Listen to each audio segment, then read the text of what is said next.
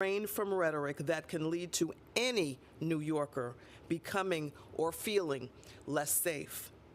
We've seen how rhetoric can lead directly to fear and violence. With lives at stake and emotions at an all-time high, we must weigh our words carefully, especially as elected leaders.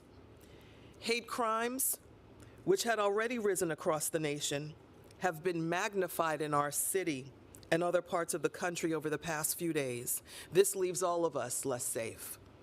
Our role as local elected officials is to combat these issues that impact the safety of our constituents.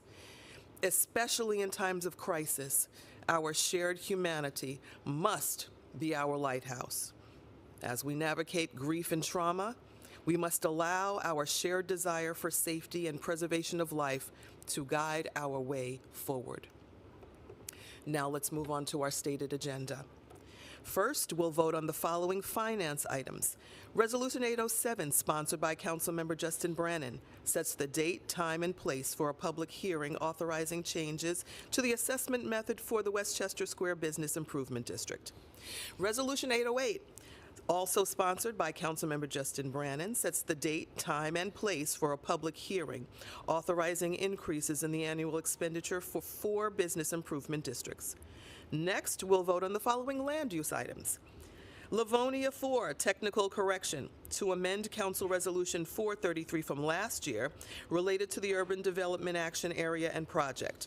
The amendment will clarify the 17 lots subject to the UDAA and UDAP approvals, disposition of the city-owned property approval, and 1 additional lot in Councilmember Barron's district. 6 landmark designations that celebrate the rich cultural history of our city. The Bronx Opera House was built as a theater and restaurant around 1913 and served as an entertainment center for more than 6 decades, featuring Broadway acts and many other performances in Deputy Speaker Ayala's district.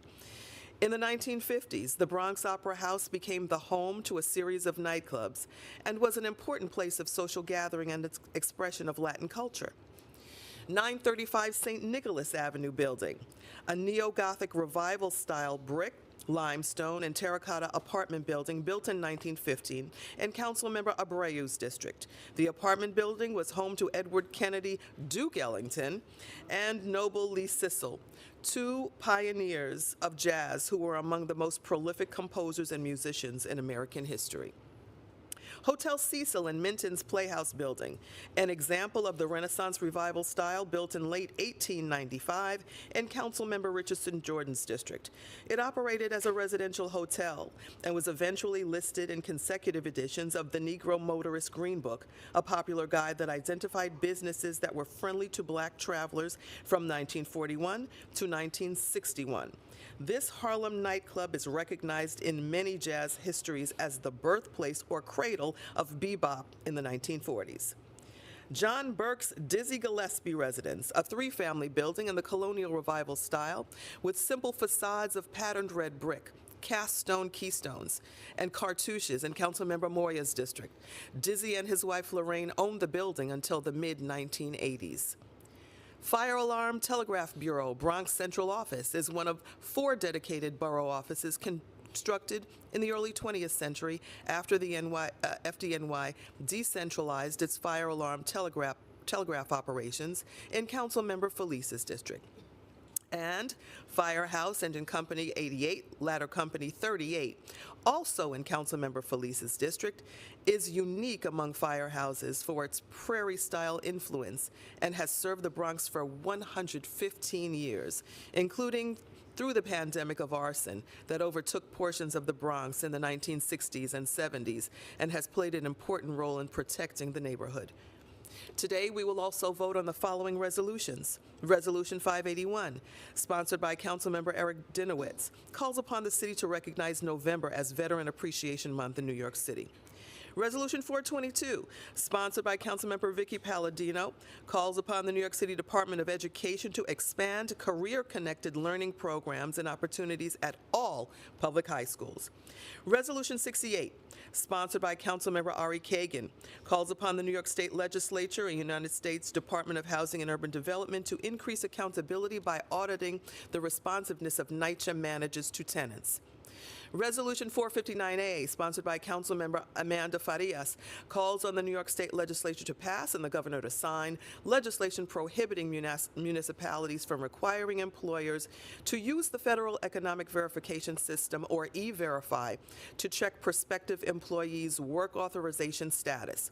It also prohibits employers from checking the employment authorization status of existing employees or applicants who have not been offered employment. We'll also vote on the following pieces of legislation. Introduction 102A, sponsored by Councilmember Justin Brannan, would require the Department of Environmental Protection to publish the location of every green roof in the city on the Green Infrastructure Program map or another map on the department's website using the best information available.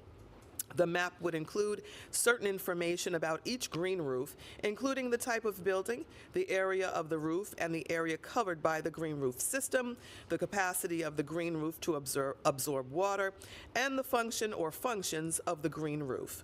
Councilmember Brannan could not join us today, but I thank him for his work on this legislation. Introduction 1084A, sponsored by Councilmember Mercedes Narcisse, would require the Department of Health and Mental Hygiene to include in its training on trauma-informed care the appropriate information on refugee, asylee, asylum seeker, and migrant experiences. The bill requires DOHMH to determine who of those serving refugees, asylees, asylum seekers, and migrants should be offered the training and to offer it to them. I invite Councilmember Narcisse to the podium to discuss her legislation. Good afternoon, everyone. I'm Councilwoman Mercedes Narcisse and a nurse. Healthcare has always been at the forefront of my priorities. Today, I am proud to stand before you as the sponsor of Intro 1084A, a bill that holds the promise of creating a more compassionate and empathetic New York City for those who have sought refuge and asylum within our borders. In healthcare, we understand the profound impact of trauma on an individual's physical and mental well-being. We know that healing goes beyond just addressing physical wounds. It also required understanding the emotional scars that trauma can leave behind. And it's not just a matter of providing care. It is about providing the right kind of care that recognizes that unique needs and of those who have faced adversity and hardship. Intro 1084A is our response to this pressing need. It calls for the development of training on trauma-informed care for those serving refugees, asylum seekers, and migrants in our great city. This training is not just about compliance. It's about equipping our service providers with the knowledge and tools they need to offer compassionate, understanding, and effective care to those who need it the most. By recognizing the sign of trauma exposure, understanding the behaviors associated with trauma, and embracing trauma-informed, we are taking a significant step forward in our mission to provide health care that truly heals. Patients or clients. They are individuals with unique experiences and stories that deserve our respect, support, and care. Keep in mind, those individuals travel from far. They came a long way. They encountered several adversities, like we said.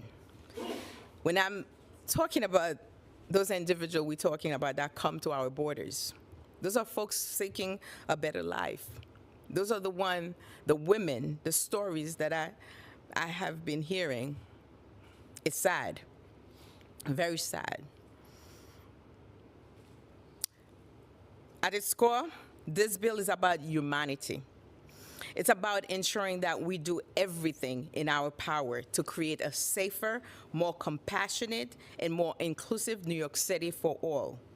Regardless of one's stance on immigration, policy, and the migrant issue, I hope we can all agree on the importance of addressing the basic healthcare needs of those who have experienced trauma and adversity. I want to express my deepest gratitude to all the folks that have worked on this bill very hard, including my colleagues, healthcare professionals, and community organizations. And most importantly, I want to say thank you to my speaker that been awesome on putting bills that make sense for New York City and to actually make New York City a place where we can live, work, and enjoy, like I always said. I urge my fellow council members to all consider the profound impact that Intro 1084 can have on our city. Let's stand together and make a resounding statement that New York City, we prioritize well-being of every individual, regardless of their past experiences or the borders they cross. We are here together. Thank you. Thank you. Thank you, Councilmember Narcisse. Introduction 790B, sponsored by Councilmember Gail Brewer, would amend Local Law 35 of 2014 to add documentation and verifications to the list of acceptable documents for proof of identity needed to apply for an IDNYC card.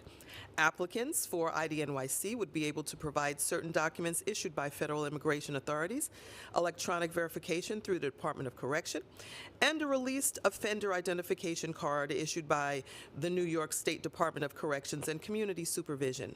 This bill would also amend the list of documents accepted for proof of residency to include written verification from emergency housing deemed appropriate by the agency. This is intended to enshrine the agency's acceptance of residency documents received from the HERC and Respite Center providers that can be verified. I now invite Councilmember Brewer to discuss her important legislation. Thank you very much. Thank you, Madam Speaker, and thank you, Chair Sandaong. Thank you very much. 790B, as you heard, would expand the list of acceptable documents to obtain an IDNYC card. I hope everybody has their card. I have mine. Good. The City Council created this in 2014. Different administration, different council, to give every New York City resident the opportunity to obtain legitimate government-issued photo ID. Good idea. The 2014 law specified the types of documents an applicant can use to demonstrate proof of identity and proof of residency at that time. And at that time, the law states that the administrating agency, Human Resources Administration, may, quote, accept, quote, any other documentation that the agency deems acceptable, unquote. But this is the problem. The decision to deem a document acceptable falls on individual HRA employees who work really hard and are understaffed, and they're supposed to process this application. And I've heard from workers at the HERCs and at the shelters where migrants are sheltered that it's luck of the draw. Sometimes documents issued by federal immigration authorities are accepted as proof of identity, and other times they are not. And sometimes letters from HERCs are accepted as proof of residency, but not always. And guess what? Now when you're being told you gotta move in 30 days, you gotta move in 60 days, and then you go to lawyers and they say, oh, sorry, I can't accept because you're not at a location. All of these play into the need to get this ID as soon as possible, so at least you have something. This would expand the acceptable documents, Intro 790B, to have more, at least 3 forms from the U.S. Department of Homeland Security, some of which show up at the border. Verification through the Department of Correction, City Correction, so that incarcerated individual lookup systems, those verifications would be acceptable. A, quote, released offender ID card issued by the New York State Department of Corrections, that would be applicable. And then the one that's most important and sometimes harder to get, written verification from emergency housing that receives city funding. And we'll have a longer discussion about that in the future. Thank you very much. Thank you very much, Councilmember Brewer. Introduction 1026A, sponsored by Councilmember Sandra Ung, would require the mayor to appoint an agency or office to prepare a report on potential locations for the construction of a bus transit center in Flushing, Queens, to enable passengers to get on or off buses without impeding the surrounding streets or sidewalks. The report would also estimate projected costs associated with the construction of such a bus transit center, as well as expected benefits to the local area. The administering agency would be required to submit the report to the mayor and the council and post it on its website. I now invite Councilmember Ung up to the podium to give remarks on her important legislation.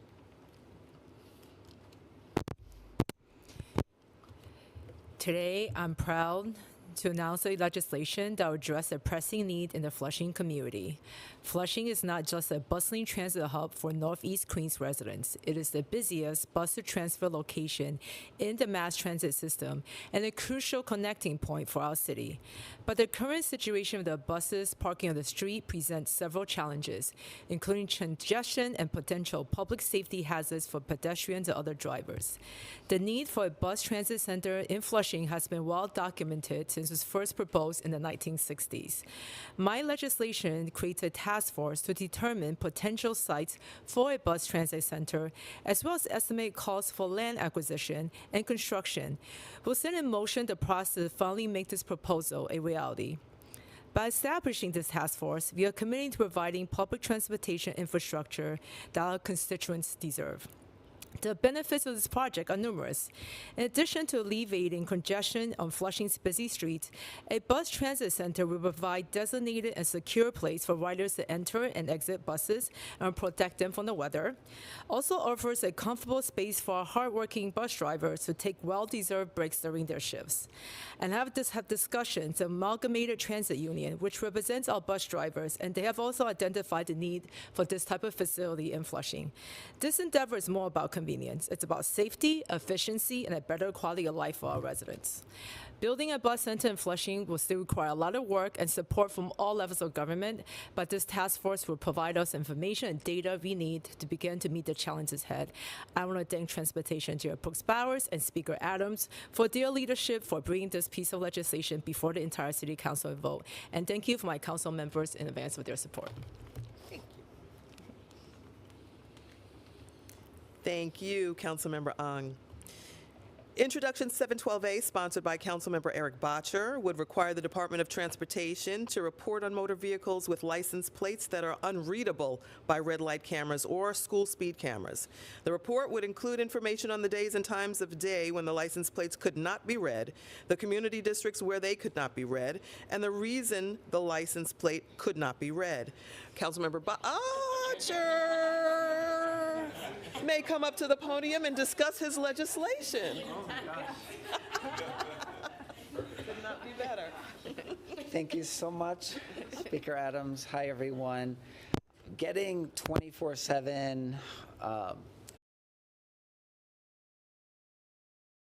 many people are driving cars with unreadable license plates? We've all seen it.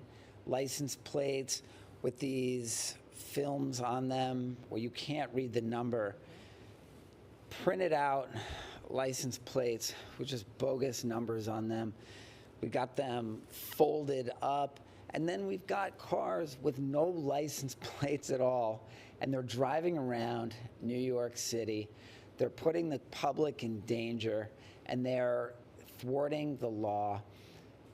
Previously, journalists and advocates have had to foil the city to get access to the data. How many people are getting captured by speed cameras and red light cameras, but we can't read their license plates.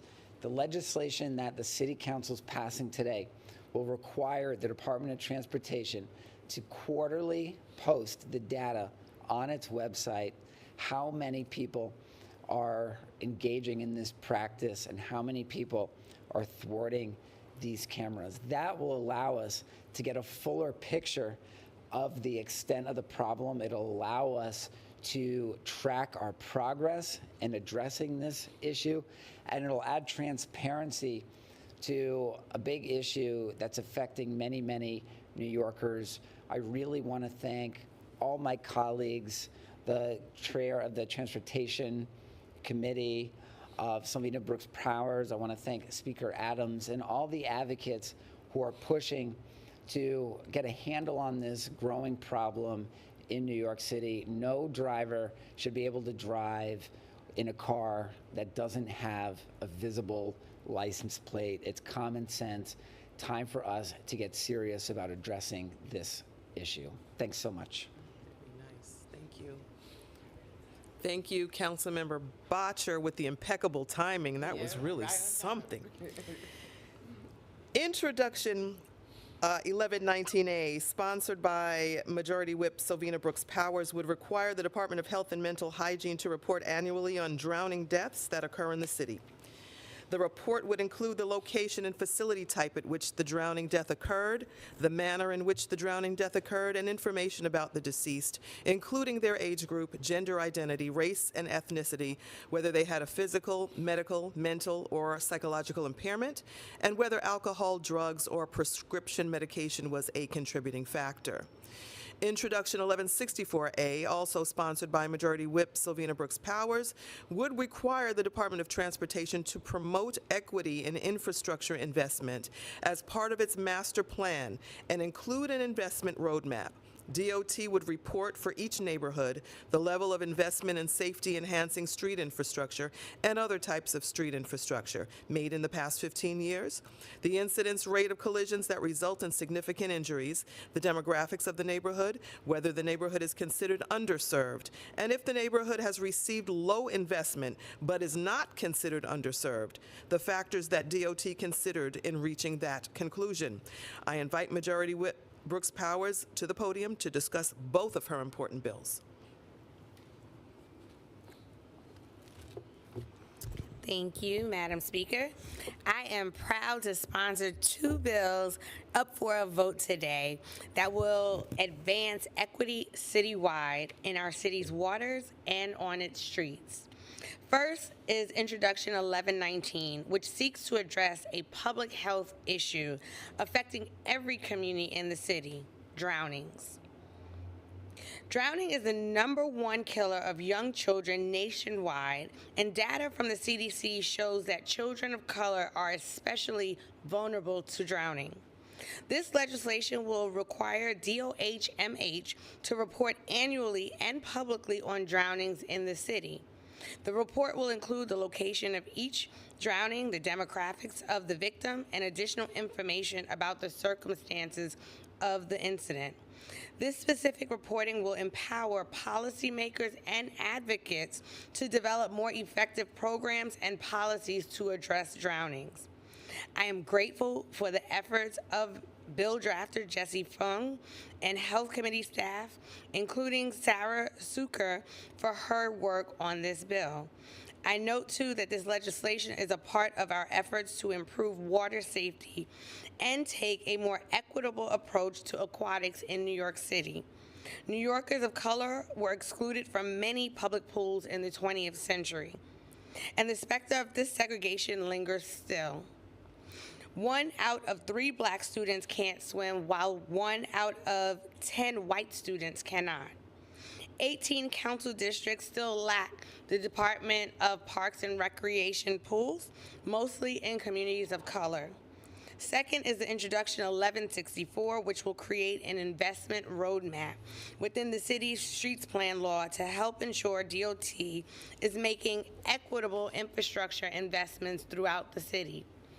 So many communities, out-of-borough communities, low-income communities, communities of color, have not received their fair share of the city's street and infrastructure investments. It is crucial that the city regularly takes stock of this legacy and work to address it. This legislation will require DOT to identify underserved neighborhoods with a need for additional infrastructure and to set out a future investment and to set out the future investments in these neighborhoods necessary to ensure they are no longer underserved. I am grateful to the committee staff for their work on this, including Mark Chen for his efforts to draft and finalize this legislation. I also thank my colleagues for their partnership, and of course, Speaker Adrienne Adams for her leadership on these important issues. This council will continue to work to ensure every New Yorker is empowered to swim safely in the city's waters and to make more equitable, life-saving investments in our street safety infrastructure. Thank you. Thank you. Thank you so much, Majority Whip. That concludes our stated agenda.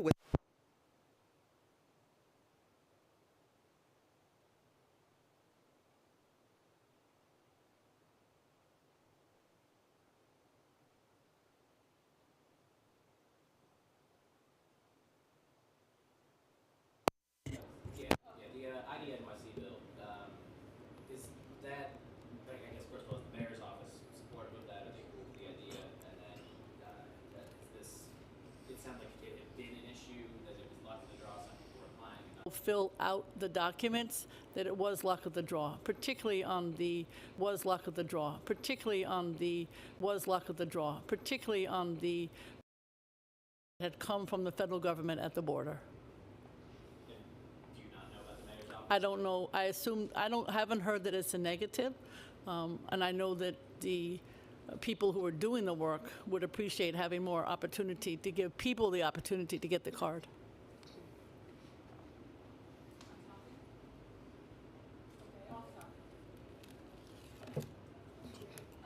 Speaker, you announced a second Litman Commission today. It was reported in the New York Times that that's coming. I wanted you to talk about why this is necessary right now, and do you think that a federal receivership is an appropriate step at Rikers right now?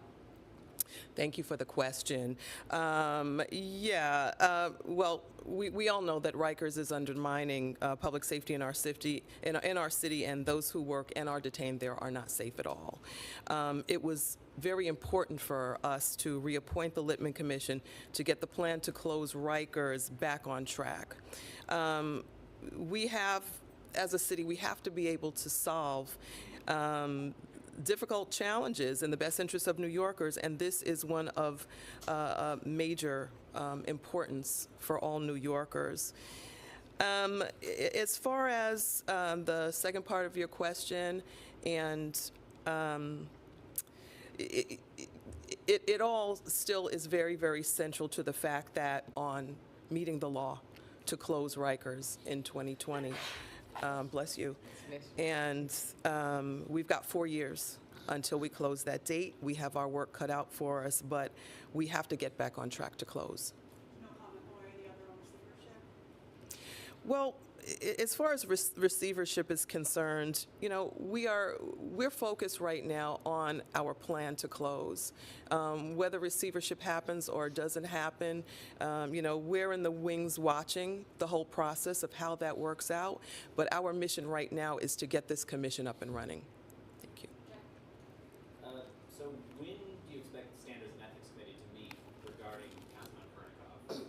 And your statement mentioned recusals, like plural, so do you think that Yeager should be recused as chair?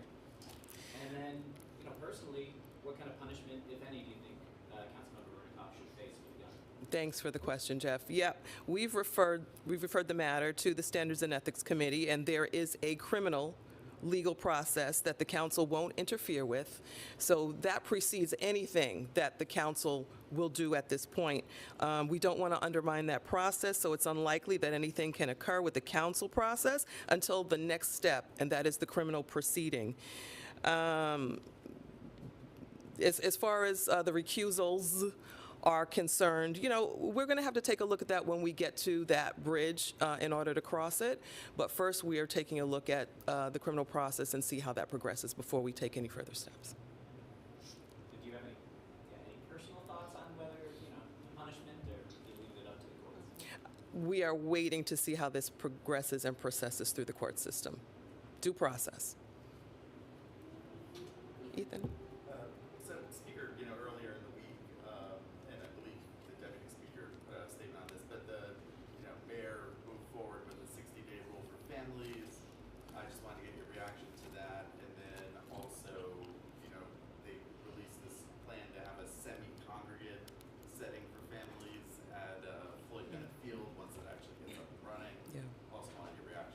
Yeah, thanks for the question, Ethan. You know, the policy really is concerning and puzzling, as it goes against the administration's previous insistence on ensuring the safety of families with children.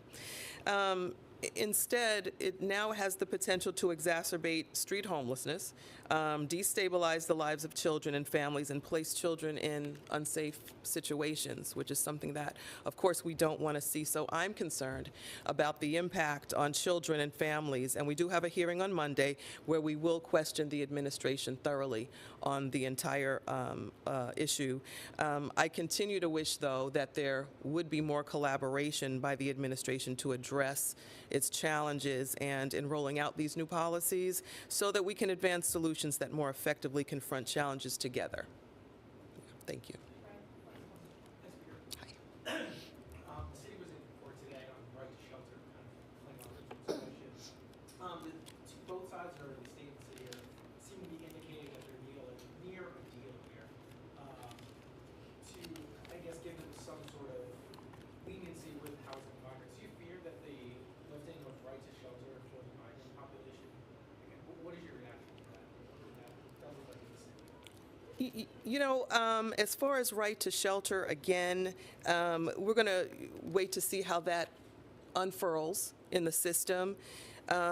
We are still, depending on the law, everyone still has a right to shelter in New York City. This is still a sanctuary city, and we're going to keep on taking a look at how that unfurls. But as far as the right to shelter, how the law is interpreted, we'll follow whatever the court says. But as it stands right now, people still need a place to stay. People still need a place to live. People are still coming in as we speak right now. So we continue to lean on the fact that New York is still a sanctuary city. Thank you. Thank you all very much. Thank you very much. Thank you, colleagues. We'll see you in a little bit. Thank you.